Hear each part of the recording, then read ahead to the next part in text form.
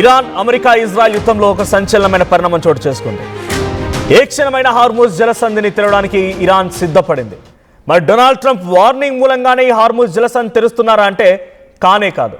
ఓ condition కూడా పెట్టింది, నేను హార్మూజ్ జలసంధిని వదిలిపెడతాను, కానీ ఓ కండిషన్, మీరు ఎవరైనా సరే నౌకల్ని తీసుకువెళ్ళేటప్పుడు యుద్ధానికి ముగింపు పలుకుదాం, నేను హార్మూజ్ జలసంధిని వదిలేస్తే మీరు యుద్ధం ఆగిపోద్దని చెప్తున్నారు, మనం ఆ కండిషన్లు పక్కన పెడదాం. మీరు ఇచ్చిన 15 కండిషన్లు, మేము మీకు పంపించిన 15 కండిషన్లు పక్కన పెట్టి ఈ హార్మూజ్ జలసంధిని వదిలేయడానికి మేము సిద్ధంగా ఉన్నాం. బట్ ఆన్ వన్ కండిషన్, మీరు ఇక్కడ టోల్ ట్యాక్స్ కట్టాల్సిందే.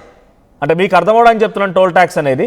బట్ ఇరాన్ ఏం చెప్తుందంటే ప్రతి నౌక ఇక్కడి నుంచి వెళ్ళేటువంటి బల్క్ క్యారియర్ కానీ క్రూడ్ ఆయిల్ క్యారియర్సే కానీ ప్రతిదీ కూడా ఇరాన్కి డబ్బులు కట్టాల్సిందే, only to repair the damage of war.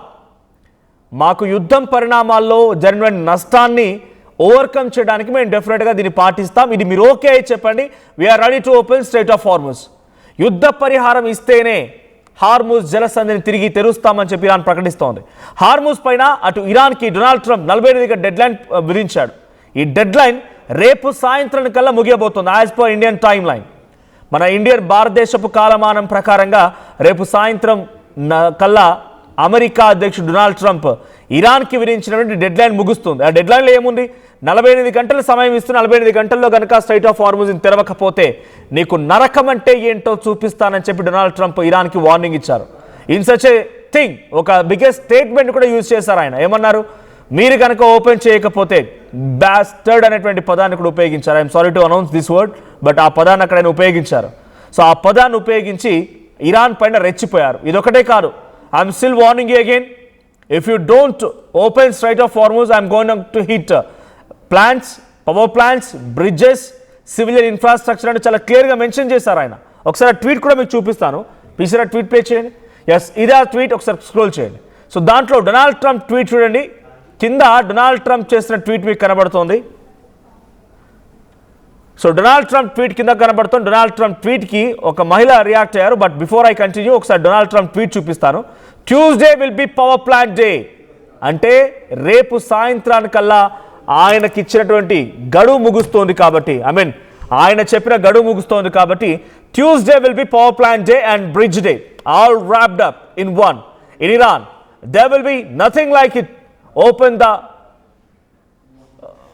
straight, you crazy bastards.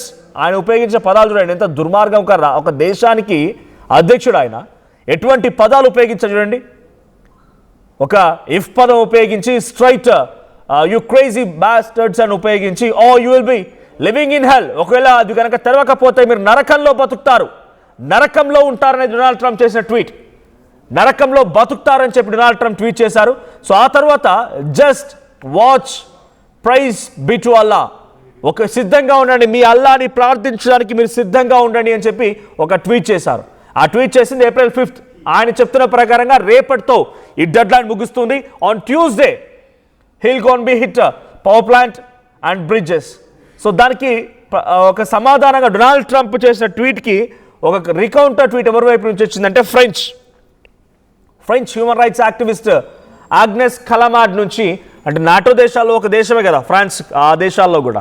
So ఇక్కడ ఒక ట్వీట్ ఏంటంటే, రన్నింగ్ అవుట్ ఆఫ్ లాంగ్వేజ్, నీ భాష శృతిమించుతోంది, to denounce and condemn. So నీ యొక్క భాష శృతిమించుతోందని చెప్తూనే మీరు చేసినటువంటి అటాక్ మూలంగా Iranian civilians will be the first to suffer from destruction of power plants and bridges. No heat, no electricity, no water, no capacity to move or to flee, and all that it means for their right to life, a revolting statement. నీ భాష శృతిమించుతోంది, నువ్వు చేసేటువంటి పని, నువ్వు power plants పైన bridges పై attack చేస్తానంటున్నావంటే నువ్వు అక్కడ Iranian సామాన్య జనాన్ని ఇబ్బంది గురి చేస్తున్నావు. వాళ్ళకి హీట్ ఉండదు. ఆ కంట్రీస్లో కొంత డెఫినెట్గా హీటర్స్ కావాల్సిందే. సో హీటర్స్ ఉండవు, ఎలక్ట్రిసిటీ ఉండదు, వాటర్ ఉండవు, కెపాసిటీ, వాళ్ళు వేరే ప్రాంతాలకు వెళ్ళిపోవడానికి కూడా అవకాశం ఉండదు. సో నీ యొక్క నాలుక దగ్గర పెట్టుకో, పిచ్చి ప్రవర్తన ఆపరేట్గా వార్నింగ్ కూడా వస్తోంది. ఇంకోవైపు స్ట్రైట్ ఆఫ్ హార్మూజ్ని విడిపించడానికి అమెరికా చేస్తున్న ప్రయత్నాన్ని బేఖాతరు చేస్తోంది ఇరాన్. కానీ ఓ కండిషన్ మీద మాత్రం ఒప్పుకుంటోంది. ఆ కండిషనే ప్రతి ఒక్క నౌక కూడా ఈ స్ట్రైట్ ఆఫ్ హార్మూజ్ వెంట వెళ్ళేటువంటి ప్రతి నౌక కూడా తప్పనిసరిగా మాకు పన్ను చెల్లించాల్సిందే. ఆ పన్నుని కూడా, డబ్బుల్ని కూడా మేము వార్ డ్యామేజ్ రిపేర్ కోసం ఉపయోగిస్తామని చెప్పి ఇరాన్ చెప్తోంది. సో ఈ స్టేట్మెంట్ ఎవరో కాదు, డైరెక్ట్గా అక్కడి డిప్యూటీ కమ్యూనికేషన్ ఇన్ఛార్జ్ అయినటువంటి సయ్యద్ మెహదీ తతబతాయ్ అనేటువంటి ఆ వ్యక్తి అనౌన్స్ చేశారు. సో తబాతై అనేటువంటి ఆ వ్యక్తి అనౌన్స్ చేశారు, సయ్యద్ మెహదీ. సో ఇప్పుడు ఈ స్టేట్మెంట్తో ఇరాన్ మరింత ఆగ్రహానికి గురే అవకాశం ఉంది. నేను వదిలేయమని చెప్తున్నాను కానీ డబ్బులు అడగడం ఇవన్నీ కూడా పనికి మాల పన్నట్టుగా అమెరికా అధ్యక్షుడు డొనాల్డ్ ట్రంప్ ఇంకా వార్నింగ్ ఇచ్చే అవకాశం ఉంది. సో గతంలో చూసాం Abbas Araghchi foreign minister, Donald Trump మొత్తం తప్పు మాట్లాడుతున్నాడు, అబద్ధాలే ప్రచారం చేస్తున్నాడు, ఆయన ఒక మూర్ఖత్వ వ్యక్తి అని మాట్లాడుకోవడం చూసాం. ఆ తర్వాత ఇరానియన్ పార్లమెంటరీ స్పీకర్ కూడా ఇదే రకంగా మాట్లాడుకొచ్చారు. మీరు ఒక్కొక్క రక్తపు చుక్కకి 10 చొప్పున మీ మృతదేహాలు లేస్తాయని చెప్పడంతో పాటుగా మీరు డైరెక్ట్గా కనుక ఇరాన్ భూభాగంపై అడుగు పెడితే మీ ప్రాణాలు తీస్తా, మీరంతా కూడా షాహిదీ డ్రోన్ల మాదిరిగా పేలిపోతారు, మీ పుచ్చలు లేసిపోతాయని వార్నింగ్ కూడా ఇచ్చారు. సో ఇరాన్ ఏమాత్రం కూడా డొనాల్డ్ ట్రంప్కి భయపడడం కాదు. ఇక్కడ ఇరాన్ ఒక కండిషన్ పెట్టింది ఇప్పటికైనా. సో ఈ యుద్ధానికి ఒక వారం రోజుల్లో ఏదో రకం కొలికి రాబోతోంది. దీనికి ఎవరు పైచేసి సాధిస్తారనే తర్వాత విషయం. కానీ ఇప్పుడు మాత్రం 48 hours డెడ్లైన్ని, డొనాల్డ్ ట్రంప్ ఇచ్చిన డెడ్లైన్ని యాక్సెప్ట్ చేస్తూనే, not in the form of warning, ఆయన ఇచ్చాడు కదా భయపడిపోయి వార్నింగ్ని యాక్సెప్ట్ చేయడం కాదు. అక్కడ డొనాల్డ్ ట్రంప్ యొక్క మాటల్ని ఏ రకంగా యాక్సెప్ట్ చేస్తోంది, ఎస్ మేము వదిలేస్తాము కానీ మాకు డబ్బులు కట్టండి, ఏ నౌకైనా సరే. ఇప్పటివరకు India, China, Russia and Malaysia, మొన్నటి వరకు పాకిస్తాన్ కుక్కలు కూడా వాళ్ళ యొక్క నౌకలను తీసుకెళ్ళడానికి ఇరాన్ పర్మిషన్ ఇచ్చింది. కానీ ఎప్పుడైతే పాకిస్తాన్ నేను హోస్ట్ చేస్తున్నాను, ఇద్దరు దేశాల మధ్య యుద్ధాన్ని ఆపుతానని చెప్పి ఒక పిచ్చి వేషాలు, వెర్రి వేషాలు, చాతగాని వేషాలు చేసిందో అప్పటి నుంచి పాకిస్తాన్ నౌకలను కూడా వెళ్ళడానికి అనుమతించలేదు. సో మీరు మీ నౌకలను తీసుకెళ్ళండి, ఎట్టి పరిస్థితుల్లో ఆపను. గ్లోబల్ లెవెల్లో 20% ఆయిల్ ఇక్కడ నుంచి సప్లై అవుతోంది, దీని వెంటే వెళ్తుంది. కాబట్టి you can take the oil, but on one condition, మీరు పక్కాగా మాకు డబ్బులు కట్టాల్సిందే, ప్రతి నౌకకి మాకు డబ్బులు కట్టాల్సిందే. సో అప్పుడు మాత్రమే నేను మిమ్మల్ని వెళ్ళడానికి అనుమతిస్తానని చెప్పి ఇరాన్ చెప్తోంది. మీకు ఒక ఇంట్రెస్టింగ్ ఫోటో చూపిస్తాను నేను. ఆ ఫోటోలో స్ట్రైట్ ఆఫ్ హార్మూజ్ సంబంధించి ఆ ఫోటోలో ఎక్కడ ఎటువైపు టెరిటరీ ఉంది, ఆ వాటర్ టెరిటరీ ఎలా ఉంది చూపించే ప్రయత్నం చేస్తా. సో స్ట్రైట్ ఆఫ్ హార్మూజ్ అనేది 33 కిలోమీటర్ల జలసంధి. ఇది ప్రపంచ దేశాల్లోకెల్లా అత్యద్భుతమైనటువంటి ఇంపార్టెంట్ జలసంధి కూడా. బికాజ్ ప్రపంచ దేశాల 20% క్రూడ్ ఆయిల్ ఇక్కడ నుంచే వెళ్తుంది. దీంతో పాటుగా గ్యాస్ ఫీల్డ్స్ ఉన్నటువంటి ప్రాంతం కూడా గల్ఫ్ కంట్రీసే కాబట్టి అవి కూడా ఇక్కడ నుంచే వెళ్తూ ఉంటాయి. సో ఒకసారి మీకు హోల్డ్ చేస్తాను, అది చూడండి, అది స్ట్రైట్ ఆఫ్ హార్మూజ్. సో ఇటువైపు ఉన్నది గమనించండి మీరు, అటువైపు అంతా కూడా ఇరానియన్ టెరిటరీయే. ఒకవైపు మొత్తం ఇరానియన్ టెరిటరీ ఉంటే ఇంకోవైపుగా యుఏఈ టెరిటరీ ఉంది, ఓమంది ఉంది, తర్వాత మారిటైమ్ బౌండరీ ఉంది, ఇవన్నీ ఉన్నాయి. సో గల్ఫ్ కంట్రీస్ అన్నీ కూడా ఒక వన్ సైడ్గా ఆర్గనైజ్ చేస్తూ ఉంటే అటు స్ట్రైట్ ఆఫ్ హార్మూజ్ కంప్లీట్గా ఇరాన్ కంట్రోల్లో ఉండడానికి ఇది బిగ్గెస్ట్ ఎగ్జాంపుల్. మీరు అనుకోవచ్చు, ఈ మధ్యకాలంలో మీరు ఒకవేళ మీ చేతిలో కనుక స్మార్ట్ ఫోన్ ఉంటే మారిటైమ్ ట్రాఫిక్ అని కొట్టండి, మారిటైమ్ ట్రాఫిక్ అని గూగుల్లో సెర్చ్ చేస్తే ఫస్ట్ వచ్చిన వెబ్సైట్ని ఓపెన్ చేయండి. అక్కడ క్లిక్ చేయగానే మీకు డైరెక్ట్గా స్ట్రైట్ ఆఫ్ హార్మూజ్ వరకు మీరు మ్యాప్లో సెర్చ్ చేయండి. అక్కడికి వెళ్తే మీరు ఆ టైమ్ లైన్ క్లిక్ చేస్తే వెళ్ళేటువంటి నౌకలు వెళ్తూ ఉన్నాయి. ఎలా వెళ్తున్నాయి? యుఏఈ టెరిటరీ నుంచి, ఓమన్ టెరిటరీ నుంచి, అటు వెళ్ళిన తర్వాత మారిటైమ్ బౌండరీ దగ్గర నుంచి ఈ వైపుగా, అంటే సముద్ర జలాల్లో వీళ్ళకి పర్మిషన్ ఉన్నటువంటి వైపుగా వెళ్తూ ఉన్నాయి. కానీ రావడానికి మాత్రం రాలేకపోతున్నాయి. బికాజ్ అది రావాలంటే తప్పకుండా ఇరాన్ సముద్ర వైపు నుంచే, వాళ్ళకున్నటువంటి షేర్ వైపు నుంచే రావాల్సిందే.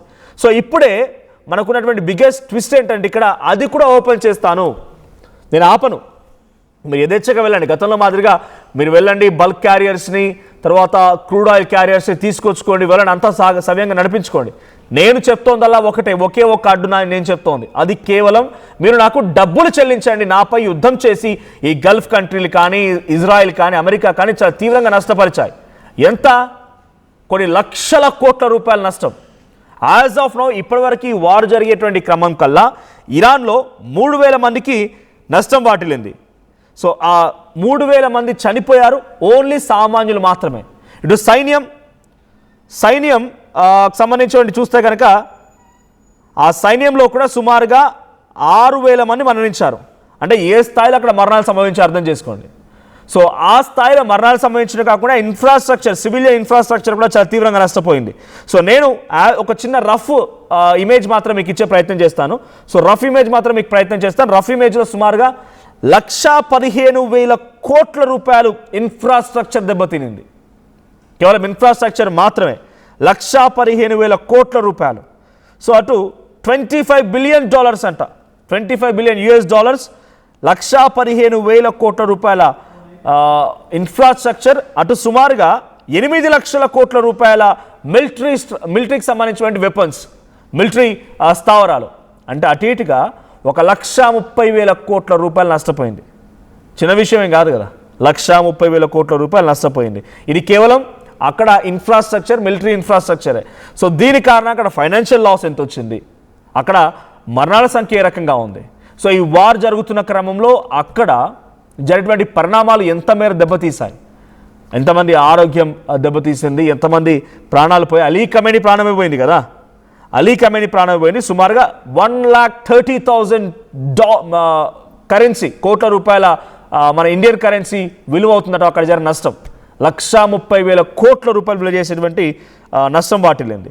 సో ఇంకా చాలా భయంకరంగా అక్కడ దాడులు కొనసాగించే అవకాశం కూడా ఉంది. సో 12 లక్షల కోట్లట మొత్తం ఎకనామిక్ లాస్, ట్రేడ్ లాస్ ఇవన్నీ కలిపి.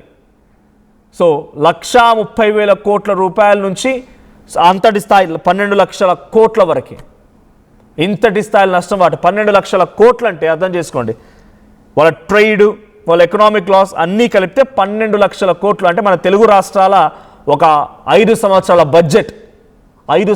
బడ్జెట్ కలిపితే 12 లక్షల కోట్లు. ఒక ఏడాదికి 3 లక్షల చొప్పున వేసుకున్నా కూడా వాళ్ళకి కావాల్సింది 12 లక్షల కోట్లు అంటే 5 సంవత్సరాల బడ్జెట్. ఇంత తీవ్రస్థాయి నష్టపోయింది. మరి 12 లక్షల కోట్ల రూపాయలని ఎలా రిట్రైవ్ చేయగలుగుతామనంటే కేవలం స్ట్రైట్ ఆఫ్ హార్ముజ్ని ఒక టోల్ ట్యాక్స్ లాగా వాడుతూ గల్ఫ్ కంట్రీస్ నుంచి వెళ్ళేటువంటి ప్రతి నౌక మాకు టోల్ కట్టాల్సిందే, అప్పుడే మేము వదిలేస్తాం. కానీ డొనాల్డ్ ట్రంప్ మాత్రం 48 అవర్స్ టైం ఇచ్చా మీకు నేను, ఆ 48 అవర్స్లో కనుక మీరు స్ట్రైట్ ఆఫ్ హార్ముజ్ని విడిపించకపోతే, వదిలేయకపోతే మీ పవర్ ప్లాంట్లను కూల్చేస్తా, మీ బ్రిడ్జెస్ని కూల్చేస్తా, మీకు ఒక నరకాన్ని చూపిస్తా అని చెప్పి డొనాల్డ్ ట్రంప్ చెప్తున్నాడు. సో ఇవన్నీ అర్థం డైరెక్ట్గా సివిలియన్స్పై దాడి చేయడమే. డైరెక్ట్గా అలీ ఖమేనీని హతమార్చిన రోజు ఇంతటి స్థాయిలో ఇరానియన్ ప్రజల నుంచి రిటిలియేషన్ రాలేదు. బికాస్ వాళ్ళు కూడా రెజ్యూమే చేంజ్ కోరుకున్నారు, ఆయన కూడా వయసు అయిపోయింది. So what are the fact it is అంత స్థాయిలో రియాక్ట్ కాలేదు. కానీ ఎప్పుడైతే ఇన్ఫ్రాస్ట్రక్చర్పై అటాక్ జరిగిందో, ఇన్ఫ్రాస్ట్రక్చర్ నథింగ్ బట్ అక్కడ సంబంధించినటువంటి దేశ ప్రజల ఆస్తులే కదా, అవి కుప్పకూలిపోయినప్పుడు డెఫినెట్గా ఒక దేశం అనేది పూర్తిగా లాస్లోకి నెట్టివేయబడుతుంది. పావర్టీ, బిలో పావర్టీ వరకు నెట్టివేయబడుతుంది. ఆహారానికి కూడా కొరత వచ్చింది. ఇరాన్లో ఆహారానికి, తినే తిండికి కూడా కొరత వచ్చింది. 12 లక్షల కోట్ల రూపాయల నష్టం అంటే ఏ స్థాయిలో ఇజ్రాయెల్, అమెరికాలు కలిసి ఇరాన్ని చిత్తు చేసే అర్థమవుతోంది. సో ఇప్పుడు ఒకే ఒక ఆప్షన్ ఇరాన్ దగ్గర ఉంది. అక్కడ వాళ్ళు స్ట్రైట్ ఆఫ్ హార్ముజ్ వదిలిపెట్టడానికి సిద్ధంగా ఉన్నారు. కానీ డబ్బులు మాత్రం కట్టాల్సిందే. ఇండియాకి పర్మిషన్ ఉంది, చైనాకి, రష్యాకి, మలేషియాకి పర్మిషన్ ఉంది. వీళ్ళ దగ్గర నుంచి బహుశా ఇప్పుడు అమౌంట్ కలెక్ట్ చేసే ప్రయత్నం చేయదు. కానీ అక్కడ నుంచి వచ్చేటువంటి యూరోపియన్ నేషన్స్కి కానీ, అమెరికన్ నేషన్స్కి కానీ, ఇంకేదైనా ఇతరత్ర దేశాలకు వెళ్ళేటువంటి ప్రతి నౌక కూడా తప్పనిసరిగా డబ్బులు కట్టాల్సిందే, అప్పుడు మాత్రమే అనుమతిస్తారట. దీనిపైన ఇటు ట్రంప్ ఇలా రియాక్ట్ అవుతారు. ట్రంప్ పెట్టిన 48 అవర్స్ గడువు రేపు సాయంత్రంతో ముగియబోతున్న నేపథ్యంలో ఈరోజు మళ్ళీ డొనాల్డ్ ట్రంప్ ఎటువంటి అటాక్కి తెరలేకపోతున్నాడు చూడాలి. ఇంకోవైపు డొనాల్డ్ ట్రంప్ ఈ రకమైన స్టేట్మెంట్ పాస్ చేస్తూ ఉంటే అటు ఇరాన్ వైపు నుంచి కూడా రియాక్షన్ వస్తుంది. ఇరాన్ వైపు నుంచి వాళ్ళు చెప్తున్న మాట ఏంటంటే ఎట్టి పరిస్థితుల్లో వదిలే ప్రసక్తే లేదు అని ఇరాన్ చెప్తోంది. సో ఒకసారి ఇరాన్ స్టేట్మెంట్ కూడా మీకు చెప్పే ప్రయత్నం చేస్తాను. So Iran army says it targeted Israel petrochemical sites.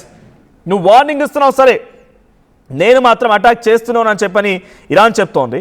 So ఇంకా ఈ దాడులు కొనసాగుతున్నాయి. సో దీని ఒక పొలిటికల్ టూల్గా వాడుతోంది Iran, using strait of Hormuz as political tool. ఇది ఎవరు చెప్తున్నారు? ఇది పొలిటికల్ టూల్గా వాడుతుంది అనేది అటు ఇజ్రాయెల్కి సంబంధించిన వాళ్ళు ఒక బిగ్గెస్ట్ క్లెయిమ్ చేస్తున్నారు. సో ఇరాన్ అనేది దీని ఒక అవకాశంగా తీసుకొని ఈ అవకాశం నుంచి వాళ్ళు డబ్బులు సంపాదించాలని చూస్తున్నారు. దీని ఒక పొలిటికల్ గేమ్గా మార్చుకుంటోంది అని చెప్పి ఇజ్రాయెల్ ఖండిస్తోంది. No face saving way for US Iran to step back from brink. So ఎట్టి పరిస్థితుల్లో ఇరాన్ని ఎవరూ కాపాడలేరు అమెరికా నుంచి. ఇరాన్ కనుక వెనకడుగు వేసి చెప్పిన మాట వినకపోతే డెఫినెట్గా ఇరాన్ పని అయిపోయినట్టే అన్నట్టుగా వాళ్ళు మాట్లాడుతున్నారు. సో ఇరాన్ మాత్రం ఎట్టి పరిస్థితుల్లో వెనక్కి తగ్గే సవాల్ లేదు, ఎంతకు తెగిద్దామన్నట్టుగా ఇరాన్ భావిస్తోంది. సో ఇజ్రాయెల్ ఇంకా ఈ దాడులు కొనసాగిస్తుంది. లెబనాన్ లాంటి ప్రాంతాల్లో దాడులు జరుగుతూనే ఉన్నాయి. సో ఐఆర్జీసీ ఏం చెప్తుందంటే, Islamic revolutionary guards and corps ఏం చెప్తున్నారంటే, the strait of Hormuz will never return to its former state. ఎట్టి పరిస్థితుల్లో మీరు ఎన్ని కుట్రలు చేసినా, మాపై ఎన్ని దాడులు చేసినా స్ట్రైట్ ఆఫ్ హార్మోజ్ని మాత్రం గతంలో మాదిరిగా ఉండనివ్వము. ఇది ఐఆర్జీసీ చెప్తున్న మాట. It added that it is in final stage of operational preparations. మీరు నిజంగానే మాపై దాడి చేయాల్సి వస్తే మేము కూడా సిద్ధంగా ఉన్నాం, ఫైనల్ దశకు చేరుకొని మేము కూడా ఆ ఆపరేషన్ ప్రిపరేషన్స్లో ఉన్నామని చెప్పి ఐఆర్జీసీ చెప్తోంది.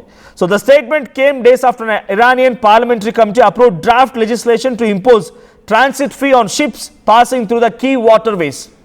ప్రతి ఒక్కరిపైన ట్యాక్స్ కట్టాల్సిందనేటువంటి ఆ నిబంధన పెట్టిన తర్వాత ఐఆర్జీసీ స్టేట్మెంట్ ఇచ్చింది. సో గతంలో మాదిరిగా ఎట్టి పరిస్థితుల్లో ఆ స్ట్రైట్ ఆఫ్ హార్మూజ్ ఉండదు, తప్పనిసరిగా ట్యాక్స్ అయినా కట్టాల్సిందే, లేదు అనుకుంటే కనుక మేము పెట్టిన కండిషన్స్ కానీ మీరు యాక్సెప్ట్ చేయాల్సిందే. అంతేగాని మీరు ఈజీగా ఇరాన్ దగ్గర నుంచి స్ట్రైట్ ఆఫ్ హార్మూజ్ని లాక్కునే ప్రయత్నం చేస్తే we are also in the end of operational preparation, మేము కూడా చివరి దశలో ఉన్నాం, చలో దేక్ లేంగే అని చెప్పి ఇరాన్ చెప్తోంది. సో చూద్దాం ఏం జరుగుద్దో. సో నిజంగానే ఇరాన్ పెట్టిన కండిషన్ నిజంగా సమంజసమేనా?